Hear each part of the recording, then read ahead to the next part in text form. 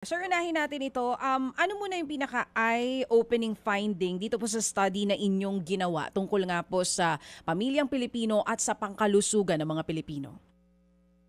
Yung finding na pinaka nagulat kami, DJ Cha, is na 64% ng mga pamilyang Pilipino ay hindi kaya makabayad ng hospital bill na hihigit sa 10,000 piso.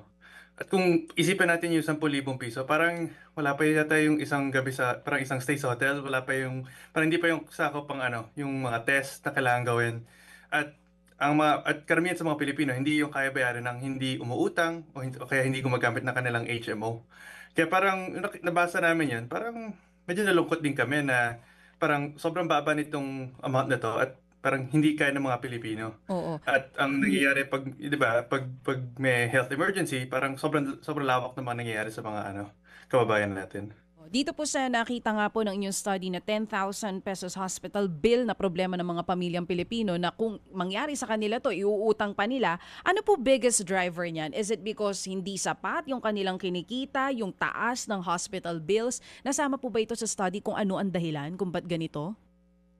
Marami po kaming tiningnan, pero tingin ko yung isa sa pinakamalaking driver nito ay yung ang paglaki ang pagtaas ng kita ng mga tao ay mas mabagal sa inflation. So kung pag-isipan natin yung pag-angat ng presyo kada taon, parang mas mabilis ito kaysa sa pag-akit ng kita ng mga tao. Kaya nangyari dito, so kahit parang kahit hardworking naman, kahit nagtatrabaho, over time ang nangyayari parang palaging kinukulangan kasi palaging tumataas ang presyo ng mga bilihin. Mga kapatid, brothers and sisters, saan ka pa? Dito na tayo sa totoo.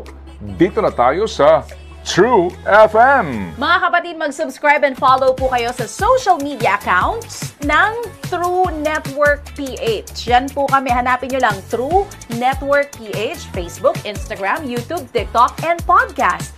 Mapa Apple or Spotify man yan, mahahanap nyo kami. Lahat ng mga napapanood at napapakinggan nyo po sa programa, nasa social media accounts namin yan. So, paano mga kapatid? See you sa social media!